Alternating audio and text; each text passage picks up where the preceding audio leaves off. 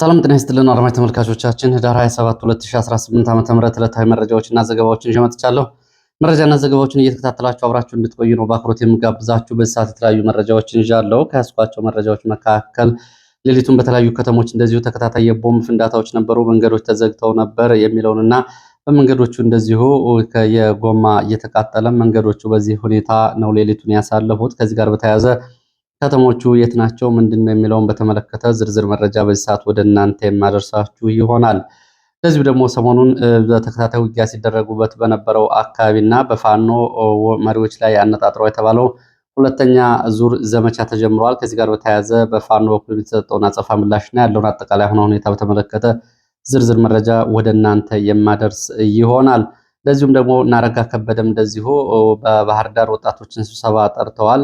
የአማራ ብልጽግና በዞን ሁሉንም የብልጽግና ባለስልጣናቱንም ስብሰባ ጠርተዋል። ከዚህ ጋር በተያያዘም እንደዚሁ የደረሱን መረጃዎች አደርሳችኋለሁ። በተለያዩ አካባቢዎች ያለውን ወደ ኢትዮጵያና ሱዳን ድንበር አካባቢ ያለው እንደዚሁ ተጨማሪ 24 ሰዓት መረጃ ወደ እናንተ የማደርስ ይሆናል። እንግዲህ በተለይ ሰሞኑን ካለው አጠቃላይ ሁኔታ አንጻርና የአማራ ብልጽግና በአፍሪካ ህብረትና በኢጋድ በኩል ከአማራ ፋኖ ህዝባዊ ድርጅት ጋር ተደራድሮ ያለው የሰላም ስምምነት አድርገናል በሚል እያሰራጨ ያለው ፕሮፓጋንዳ በተመለከተ መሬት ላይ ከዚህ በተቃራኒው እየሄዱ ያሉ ጉዳዮችን እንደዚሁ በመረጃው እንመለከታለን። አጀንዳ ማስቀየሪያ ሆኖ ይሄ ጉዳይ ፕሮፓጋንዳው በአየር ላይ ባለበት ሁኔታ የነ ጃልመሮን እንደ ፋኖ በሚል እንደዚሁ መጠነ ሰፊና ኃይል ማዛባት የሚል ዘመቻ መሬት ላይ በሌሊትም በቀንም እየተደረገ ነው የሚገኘው። እንግዲህ እጅ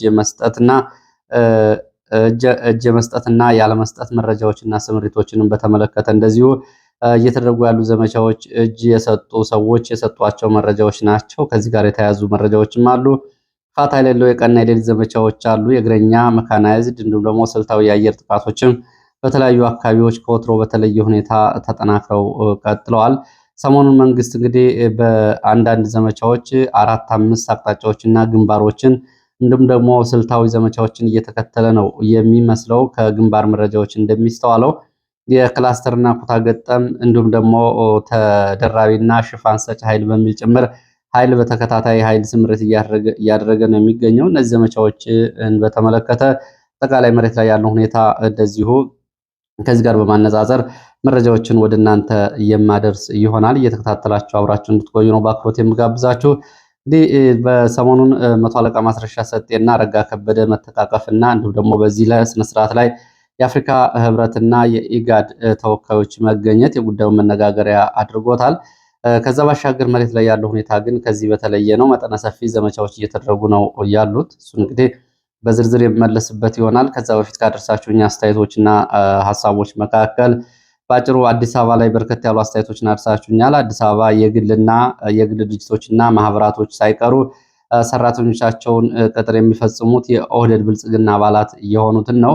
ኦህዴድ ብልጽግና በከተማው ውስጥ ያለውን የካድሬ እንዲሁም ደግሞ የስለላና ስምሪቶችን ለመያዝ በሚል ከተለያዩ የኦሮሚያ ክልል አካባቢ የሚያመጣቸውን ካድሬዎቹን በእነዚህ የመንግስት የግል ድርጅቶች እንዲቀጠሩና በከተማ ውስጥ ያለውን የፖለቲካ ቁጥጥር ለማሳደግ ይሰራል የሚል መረጃ እንደዚሁ አድርሳችኋል። ግለሰቦችን እንዲቀጥሩ ጭምር ትዕዛዝ ተሰጥቷል።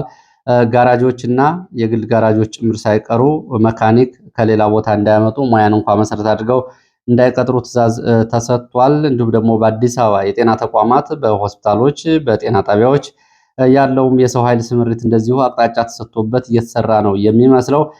በከተማው የሚነገረውን አማርኛ ቋንቋ ጭምር የማይናገሩ ከተለያየ አካባቢ የመጡ የኦህዴድ ካድሬዎች ከጽዳት እስከ ከፍተኛ የሕክምና ኃላፊነቶች ጭምር እንደዚሁ እንዲመደቡ ተደርገዋል።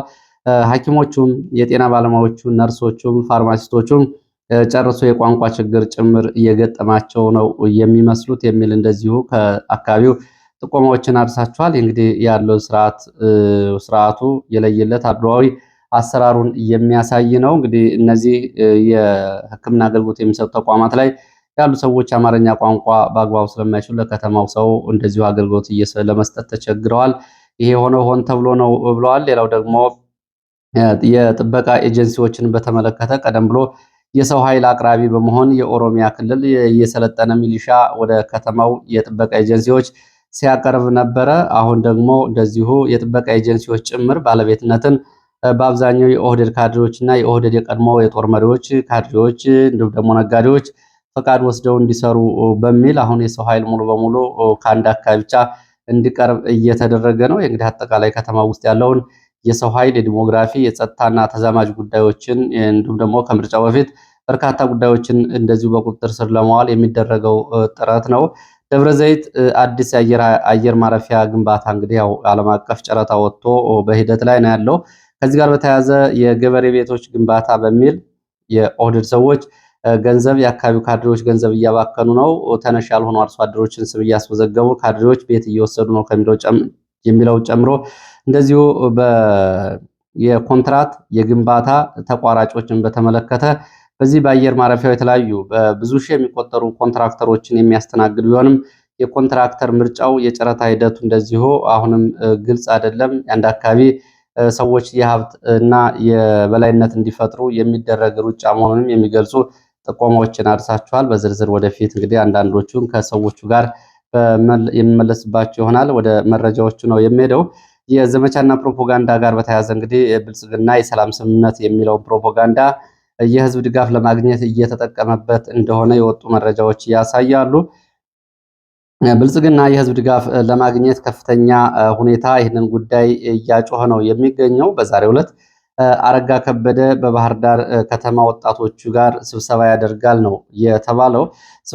የስብሰባው ዓላማ ብልጽግና የሰላም ስምምነት ፈርሟል፣ ለሰላም ያለውን ቁርጠኝነት ብልጽግና ህዝብ እንዲያውቅለት ይፈልጋል የሚል አጀንዳ ያለውና ይህንን መልእክት ለማስተላለፍ የታሰበ ፕሮግራም ነው ተብሏል።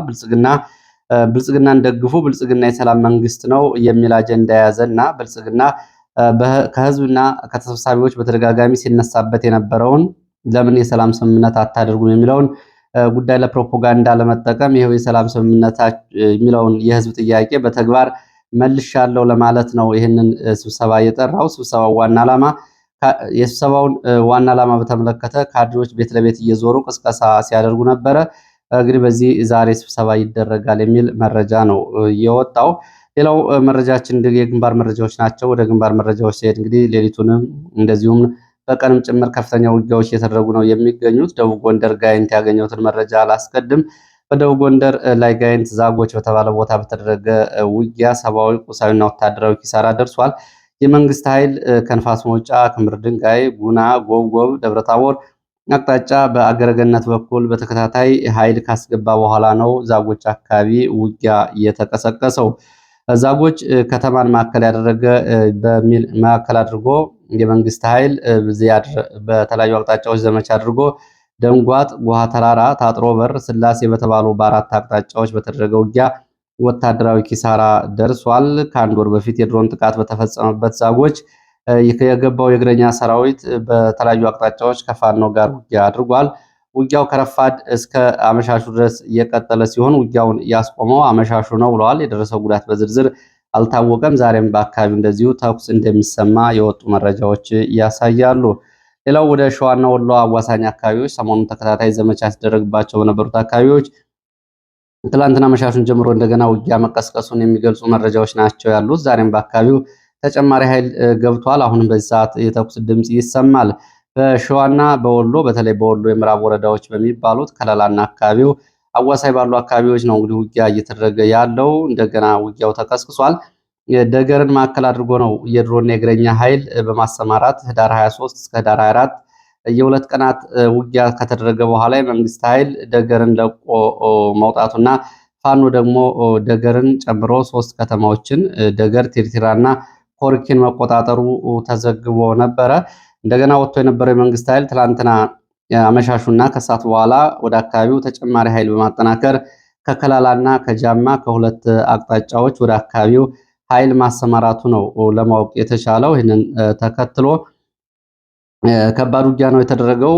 ዘመቻው እንግዲህ ልዩ ኦፕሬሽን ተብሎ በፋኖ አዛዦች ላይ ያነጣጠረ እንደሆነ የሚገልጹት የፋኖ የመረጃ ምንጮች ተከታታይ የድሮን ቅኝቶች ይደረጉ ነበረ።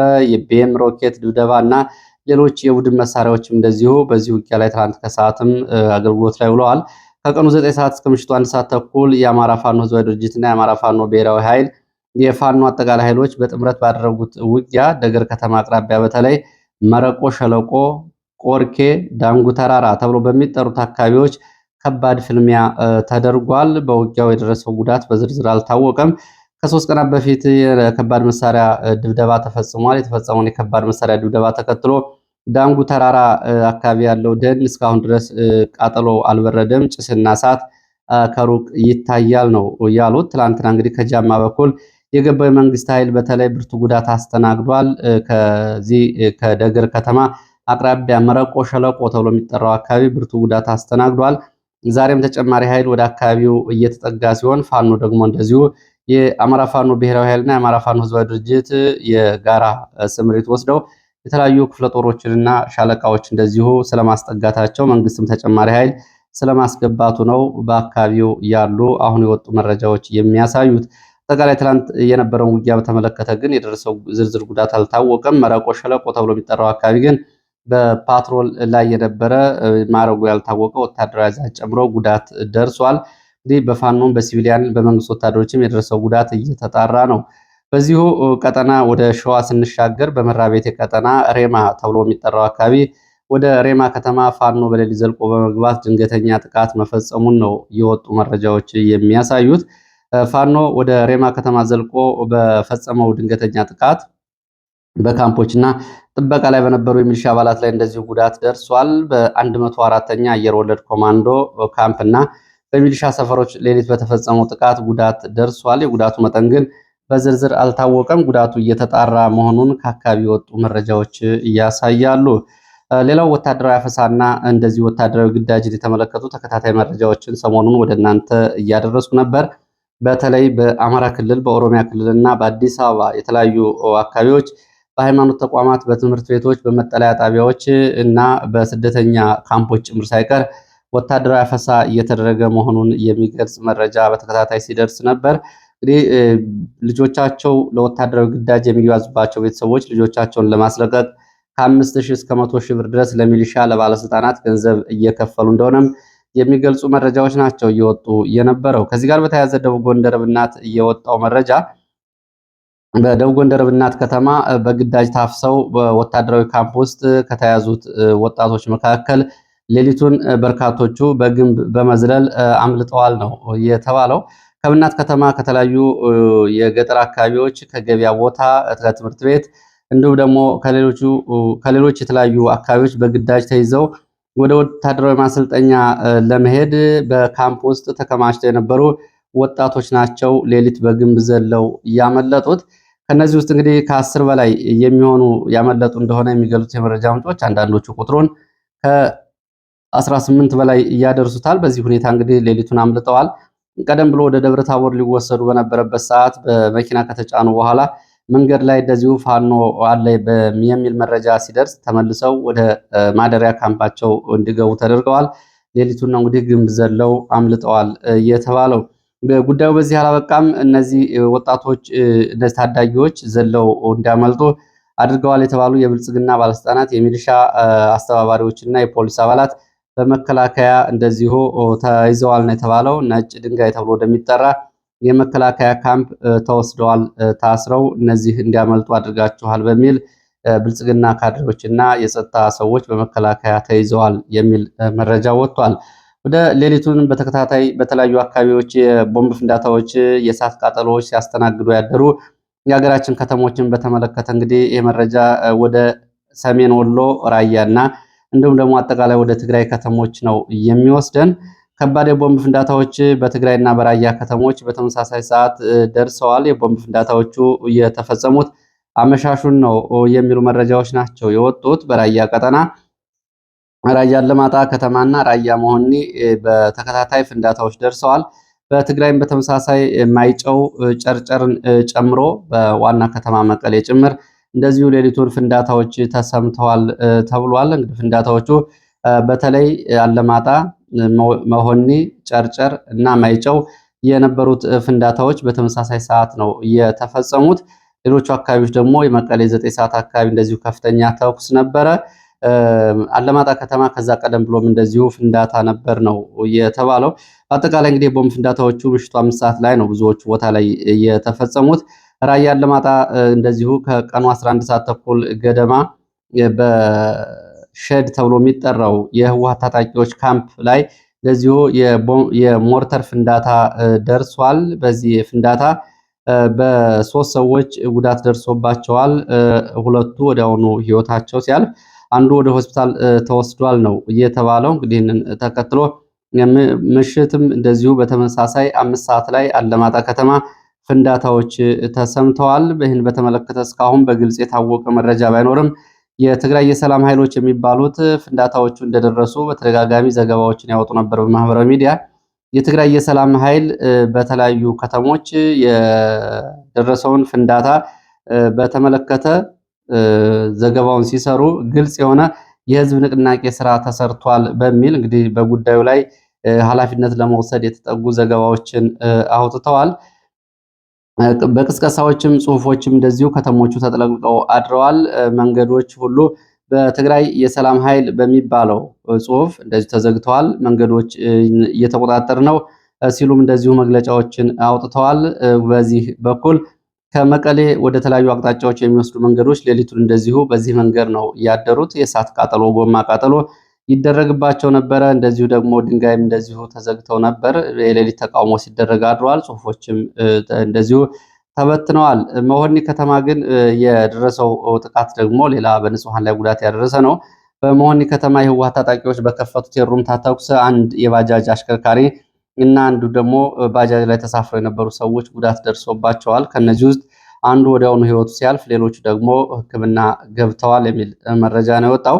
ከዚህ ከመቀሌ መረጃ ጋር በተያያዘ እንደዚሁ ዘግየት ብሎ የወጣ መረጃ ደግሞ በመቀሌ ከተማ ሌሊት 9 ሰዓት እንደዚሁ ከፍተኛ የተኩስ ድምፅ ይሰማ ነበር ብለዋል።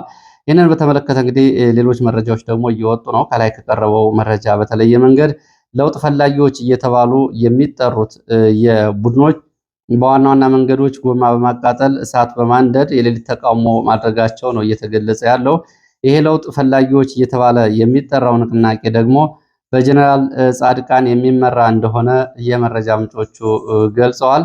እንግዲህ የለውጥ ፈላጊዎች ንቅናቄ የሚባለው ለመጀመሪያ ጊዜ በዚህ በጎዳና ላይ አመፅ እንዲሁም ደግሞ መንገዶችን በመዝጋት ይህንን ሲያደርግ ማደሩ ነው መረጃዎቹ የገለጹት። ቀደም ብሎ እንግዲህ ባለፈው ጀነራል ጻድቃን በሚዲያ ላይ በነበራቸው ቆይታ የለውጥ ንቅናቄ የሚባል ቡድን አቋቁመው በሰነድ ደረጃ እንደዚሁ ይህን እየመሩ እንደነበር እስከ ሰነዱ ቀርበው ማብራሪያ መስጠታቸው ይታወቃል። እንግዲህ የትግራይ የሰላም ኃይል ከሚባለውም ደግሞ በተለየ መንገድ የንቅናቄ ኃይል እየተባለ የሚጠራ ቡድን ነው።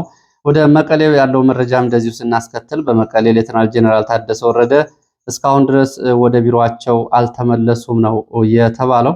ጄኔራል ታደሰ ወረደ ቢሮአቸው አሁንም በታጣቂዎች እንደተያዘ ነው።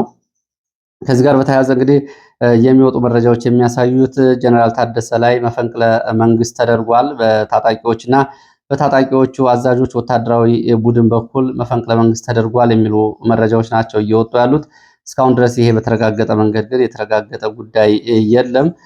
ህወሓት አክራሪ የሚባለው ቡድን የነ ሞንጆሪኖ ቡድን እና እንዲሁም ደግሞ ወታደራዊ ግንባር መሪዎቹ እነ ጀነራል ዮሐንስ እነ ጀነራል ፍስሐ እነ ጀነራል ኃይለ ሥላሴ የሚያስተባብሩት ቡድን መፈንቅለ መንግስቱን ሳያደርገው አልቀረም እየተባለ ነው የሚገኘው። እስካሁን ድረስ በአንድ ዲፕሎማት ወይም ደግሞ አምባሳደር ቤት ውስጥ ታደሰ ወረደ የቁም እስረኛ ሆነው ይገኛሉ የሚሉ መረጃዎች ናቸው እየወጡ ያሉት።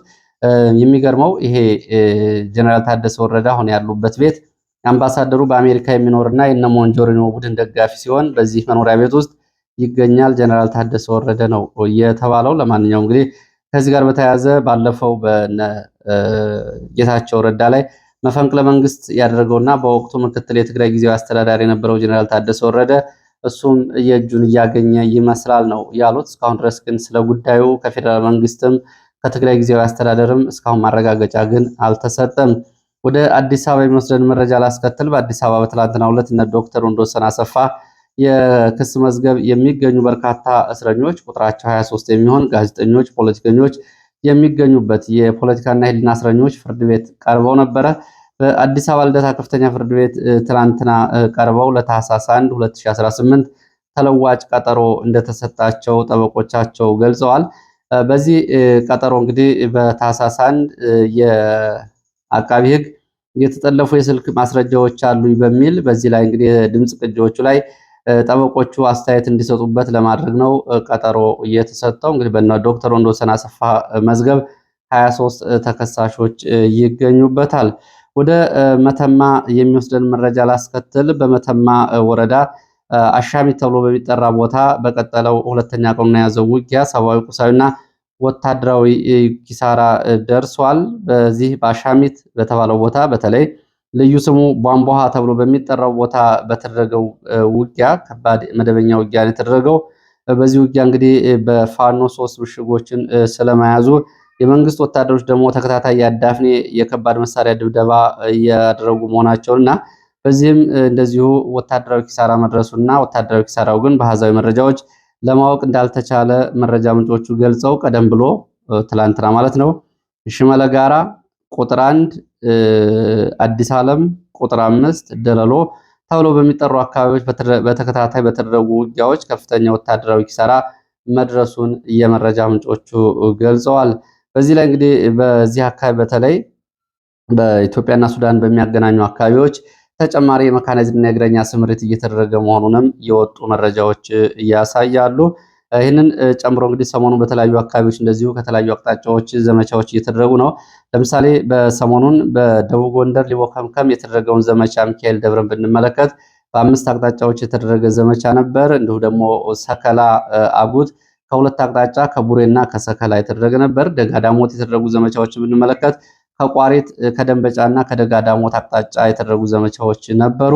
እንዲሁም ደግሞ ከላይ በመረጃ የቀረበው ደገር አካባቢ ያለው ዘመቻም ሲታይ እንደዚሁ ከጃማ ከከላላ ከደሴና እንደዚሁ ደግሞ ከአየርም ጭምር የታገዘ ዘመቻ ነው። በተለያዩ አካባቢዎች የተደረጉ ያሉ ዘመቻዎች እንግዲህ በተለያየ አቅጣጫ ነው እየተደረጉ ያሉት። ይሄ ማለት መንግስት አንድ አካባቢ የሚያሰማራው ኃይል እንደዚሁ ሌላ አካባቢ ላይ ያለው የፋኖ አንድ አይነት ወይም ደግሞ ወጥ አለመሆን ፋታ የሰጠው ይመስላል። ይሄ እንግዲህ አንድ አካባቢ ላይ ተደጋጋሚ ተጨማሪ ኃይል እግረኛ መካናይዝድም ደራርቦ ለማስገባትና ስምሪት ለመስጠት መንግስት የቻለው ፋኖ በተለያዩ አካባቢዎች ተመሳሳይ ወጥ ስምሪት ባለመውሰዱና እንደዚህ አይነት ዘመቻዎችን ጫና ለመቀነስ የተናበበ ከእንቅስቃሴዎችን መሰረት ያደረገ ዘመቻ ማድረግ ባለመቻሉ ነው የሚል ወታደራዊ አስተያየት የሚሰጡ የመረጃ ምንጮች አሉ። እንግዲህ የተጀመረ የፋኖ አንድነት ወደፊት መጥቶ እንደዚህ አይነት ስር ነቀል የሆኑ የስምሪቶችንም ወታደራዊ እዝና ሰንሰለቶችን ማስከበር ካልቻለ ትግሉ ወደፊት አደጋ የሚገጥመዋል። በተበታተነ መንገድ እንደዚሁ እንግዲህ አንዱ ፋታ ሲያገኝ ሌላው ፋታ ሲያገኝ አንዱ ላይ ያለ በፈረቃ መንግስት የሚያደርጋቸው ዘመቻዎች ለመንግስት የተለየ አድቫንቴጅ ወይም ደግሞ ለተለየ ላቅ ያለ ጥቅም ይሰጡታል ነው የተባለው። ስለዚህ ይህንን በተመለከተ አስተያየት ሲሰጡ የመረጃ ምንጮች እነዚህን ጫናዎች ለመቀነስ እንግዲህ ተመሳሳይ እንዲሁም ደግሞ ተመጋጋቢ ስምሪቶችና ግዳጆችን ማድረግ ያስፈልጋል ነው ያሉት። ሌላው መረጃ የመጨረሻው ወደ መከላከያ የሚወስደን ነው። ፊልድ ማርሻል ብርሃኑ ጁላ ኢታማጆር ሹምነቱን ለመልቀቅ ተደጋጋሚ ጥያቄ ማቅረቡ ነው መረጃዎች የገለጹት። ለአብይ አህመድ በተደጋጋሚ ጥያቄ አቅርበዋል የተባለው ፊልድ ማርሻል ብርሃኑ ጁላ ከጤና ጋር በተያያዘ ጉዳይ እንደሆነ ነው ጥያቄ ያቀረበው። እንግዲህ ይህንን በተመለከተ ቀደም ብሎ ሌላ ማን ይተካል የሚለው ጉዳይ ላይ ጀነራል ጌታቸው ጉድናን እንደዚሁ ከጉዳዩ ጋር በተያያዘ እና አብይ አህመድ አጭተው የነበረ ቢሆንም አብይ አህመድ እንደገና ሀሳቡን ለውጦ የጤና ሁኔታህን ሕክምና እየተከታተልክ ቢሆንም በኃላፊነት ቀጥል በሚል ጥያቄውን አልተቀበለውም የሚል መረጃ ነው ያለው። እንግዲህ ፊልድ ማርሻል ብርሃኑ ጁላ ኃላፊነቱን የሚለቅ ከሆነ በተለያየ መንገድ መተካት ያለበት ምክትል ኢታማጆር ሹሙ እንግዲህ ቢሆንም አሁን ግን አብይ ግን ከሌላ አቅጣጫ እነ ጌታቸው ጉድናን የማድረግ ፍላጎት ነበር ያላቸው። ያም ሆኖ ግን አሁን ፊልድ ማርሻል ብርሃኑ ጁላ እንዲቀጥል ነው አብይ አህመድ ፍላጎት ያለው የሚሉ መረጃዎች ናቸው ያሉት። እየተከታተላችሁ ስለሆነ በእጅጉን የማመሰግነው። በሌላ ተመሳሳይ መርሃ ግብር እስከምንገናኝ ድረስ ለአሁኑ የያዝኳቸው መረጃዎች እነዚህን ይመስላሉ። መልካም ጊዜ